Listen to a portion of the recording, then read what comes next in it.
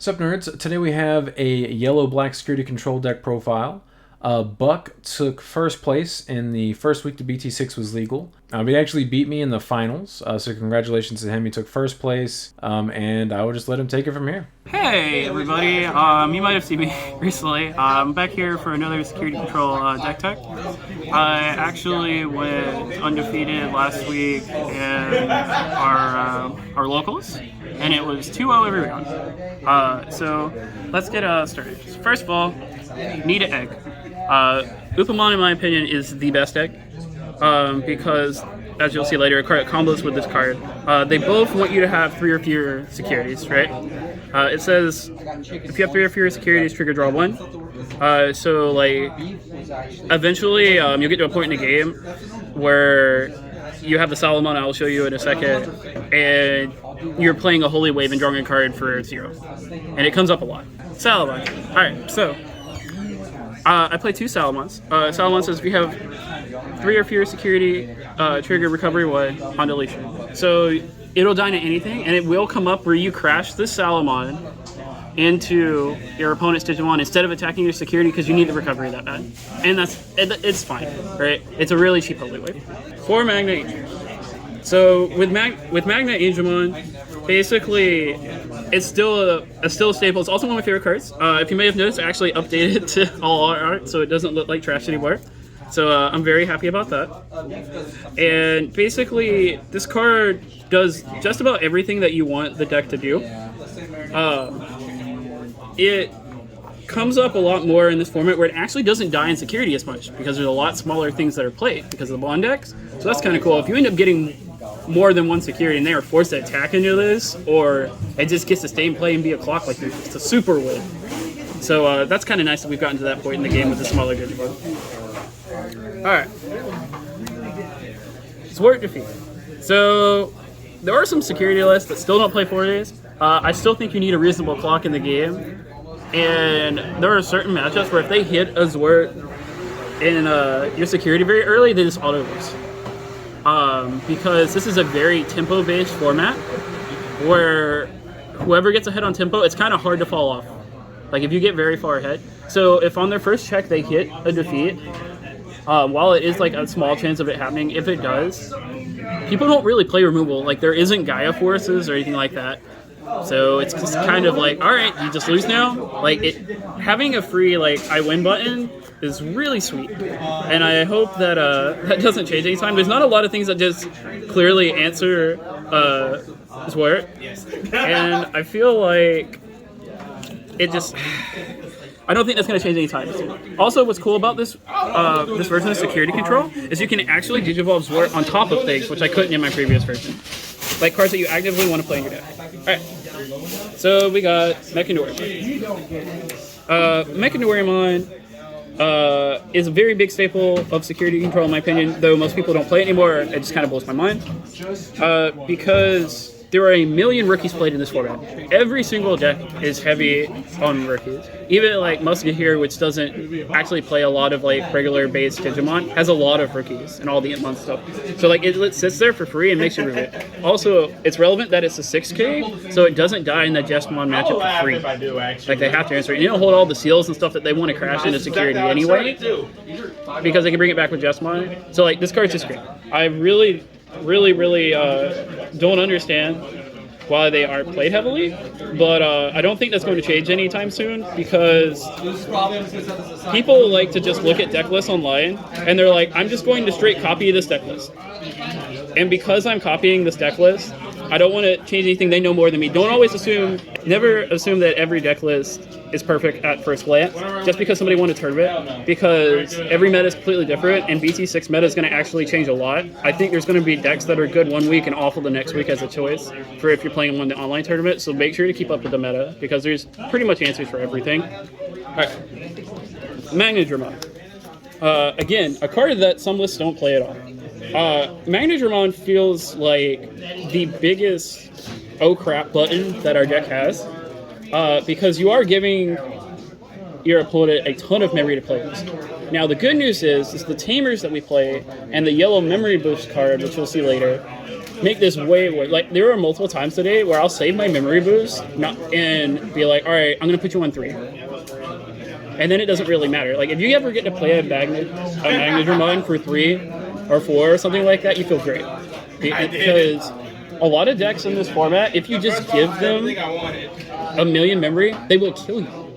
So you have to be very careful. Like, last format, I would just slay a mech and be like, do whatever you want. In this format, you can't do that. Like, it's a way more aggressive format. You will die. Sakuyamon.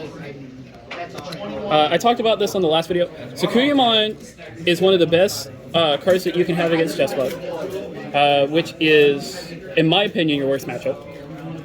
Sakuyamon basically says they can't play scared, and if you Sakuyamon them and they don't have Judgment of the Blade, you literally make them not want to leave out of Raising, because they know if they take it out of Raising, they're probably dying. There's a ton of cards that just instantly kill the thing. So, like, if they can't remove this, then, like, it's like a fog if you play Magic. Like, basically, you just get a free turn. Not really.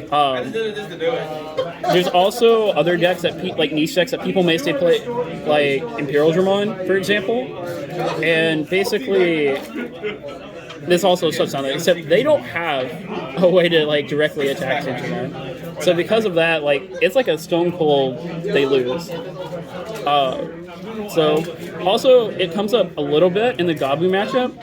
Sometimes they'll hold their Gabu and Raising until they want to bond you that turn, instead of bonding onto a Gabu that's already in play. So if you can keep the Gabus off of if you can keep the Gabus out of play, basically with this in play, they have to Cocytus Breath it. Basically, they never want to do that. So you can, like, keep them out of the game and make them never want to use their mat to bond into play with Security, because it doesn't do anything. So that's kind of nice. So we have way more uses for that card nowadays. Alright, so now for one of the things I was most excited about for this format. Fieldstarmon.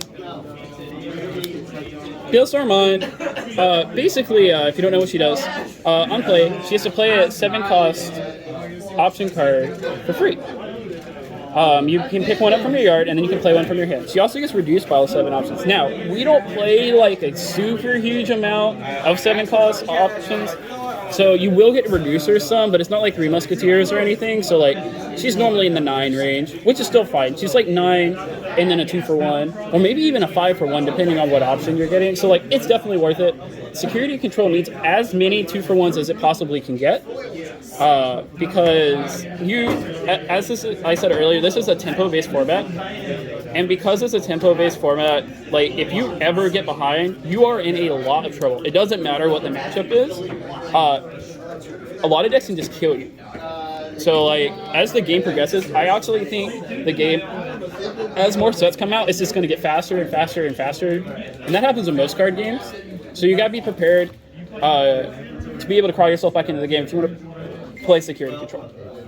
Alright, last Digimon. 2 Craniamon. So, Craniamon wasn't a staple in Security Control before.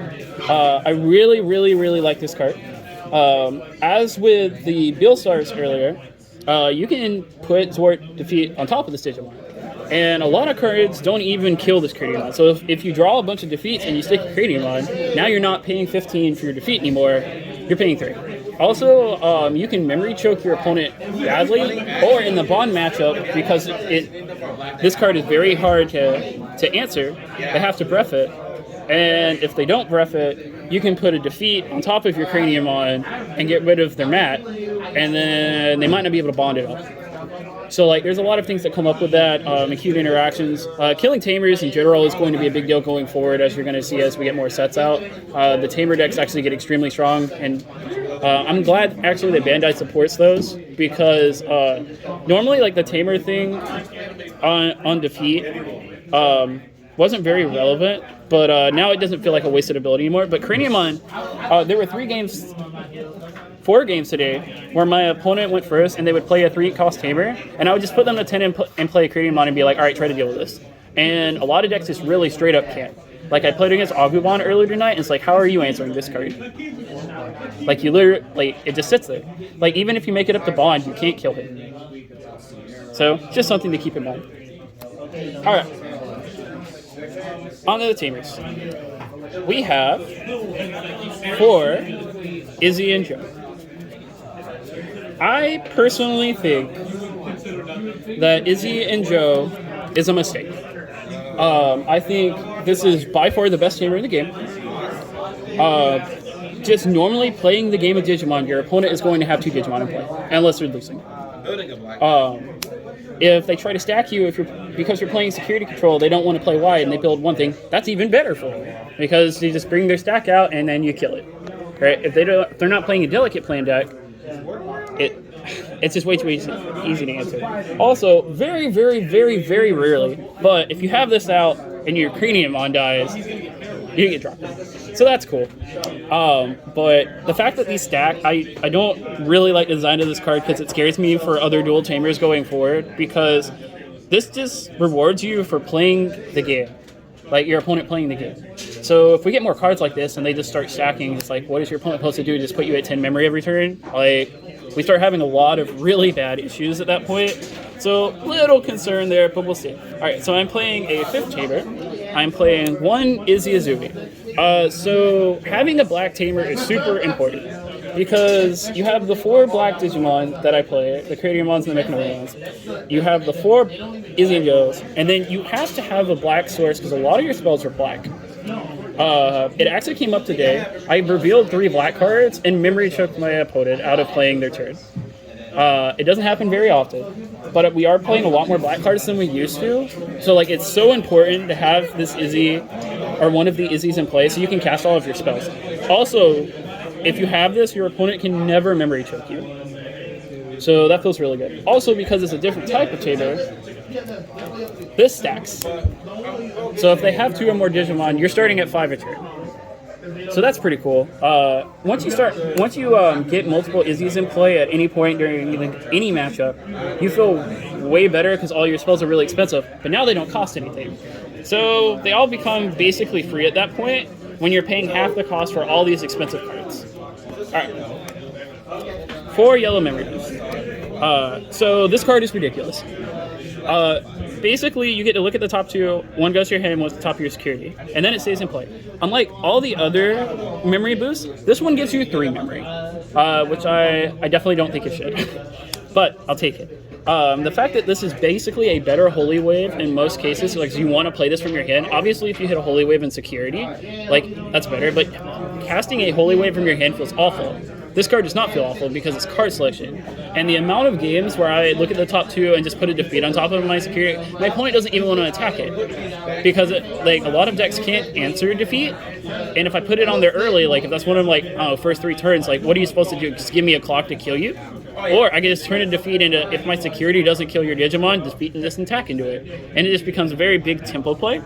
Also, one of my favorite plays to do is I'll play one of these and put them to 3 and pass, and they'll pass back to me, and I'll pop the old one, and then just play another one going to 0, and then I can make another play, so you can get the tempo advantage on your opponent. And as I said before, this is a big tempo format, so any tempo you can get on your opponent is huge. Alright, now we're going to get on to the removal spells. Mistake number 1. I am not going to attempt to pronounce this correctly, but I just call it Shawarma. This card is what makes, in my opinion, security control a tier 1 deck. This card punishes your opponent for playing the game, and if your opponent ever bricks to where they have to start hard casting champions and stuff, or even chooses to go that route like they used to last format, it immediately punishes them hard. The amount of 4 and 5 for 1s that I've got with this card is through the roof. Also, in the Bond matchup, it destroys their game 1 play. Like their game 8 play. They want to rush the board and attack into you. If they commit to the board too hard and you swarm with them, they lose.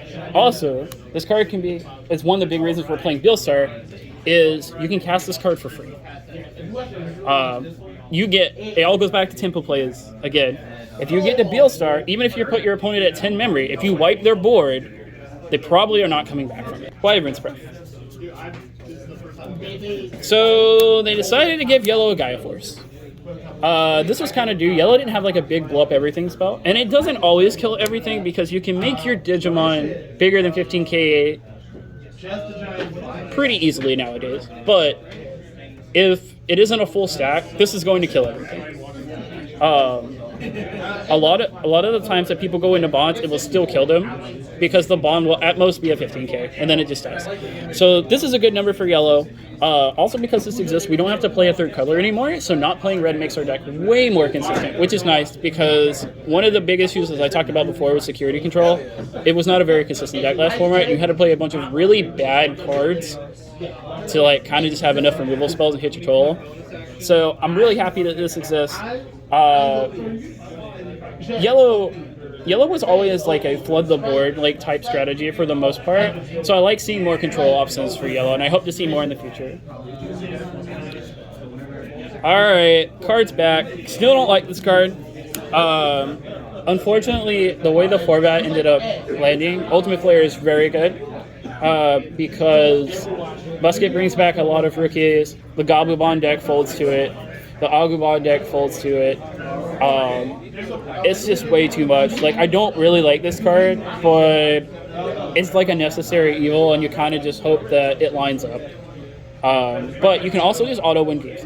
Also, this is your best answer to Craniumon and Millenniumon. Yes, you can Wyvern's Breath it sometimes, but a lot of times the decks that play Craniumon that aren't the mirror, he's bigger than Wyvern's Breath by the time they make it up there, so you can't Wyvern's Breath him. However, this deals with it in Millenniumon, which is seeing more play because of Craniumon. This is just like a clear answer to it. So I don't like this card, and I really hope we get better options, but I don't know what kind of cards they can design that will be better options. So, alright, 3 Fly Bullets. So I'm gonna get some crap for this. Fly Bullet can only be played by Beelstar, or if there's a Beelstar in play. So yes, that does occasionally come up and it sucks, but it activates out of security, and that's kind of just enough. You have to meet your quota of cards that activate out of security that'll deal with just about everything. One thing of note is it does not kill a level 7, so that is relevant in some matchups, but for the most part, it hasn't been that big of a deal because the decks, even the aggro decks, don't kill you fast enough that even if you had like 2 of these in your opening hand, as long as the rest of your hand is okay, like you can probably manage to get out of it. But I was testing different cards as a third, like the third Fly Bullet as a different card because like I'm not playing 4 Beals because I played 4 Beals before in playtesting and it got super clunky. I'm like, all right, this is just too many megas. I'm not playing mega soon. So like the fact that this does pretty much kill everything though is pretty nice. But just do understand and don't make a mistake that I've seen a lot of people play. This does not kill level 7s. Alright, card that does kill level 7s. Iron Fist. Alright, so I love this card. So a lot of the megas that see play are actually 12 costs.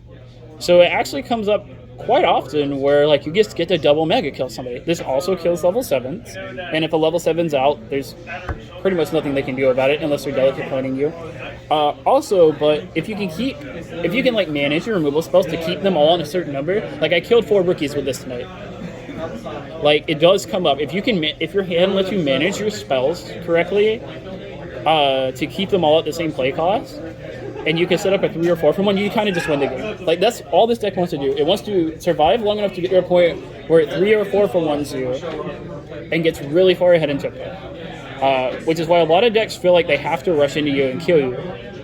Because at a certain point in the game, a lot of decks can't win anymore. Like tonight, there is a matchup against Agumon. I had 12 security. The game was over. Like, that deck's not making it through 12 security, even if half of them are dead.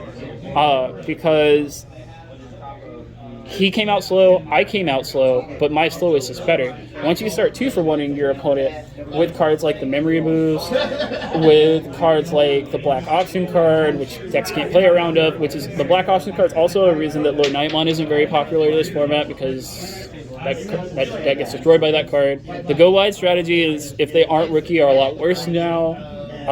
So like this is yet another card that is 3 for 1s. I did and will consider playing a 4th because this card's been overperforming. I was a little worried with it being another 8, but there's a chance that I just want to replace something with the 4th one of these. It might be a Fly Bullet. though that does lower my Fieldstar count, so maybe not. I'm going to be exploring that card, but don't be surprised if you see another deck profile by me that I'm playing a 4th one of these. And the last card, Holy Wave. Hey, look, they're all Altarts now. Don't look like crap. Alright, so I was on the fence with the 4th Holy Wave. Everybody knows what this card does. It's a huge staple. Basically, there are a couple of cards that are pet cards to me in my deck that I like playing. For one of them being Cranium Mod.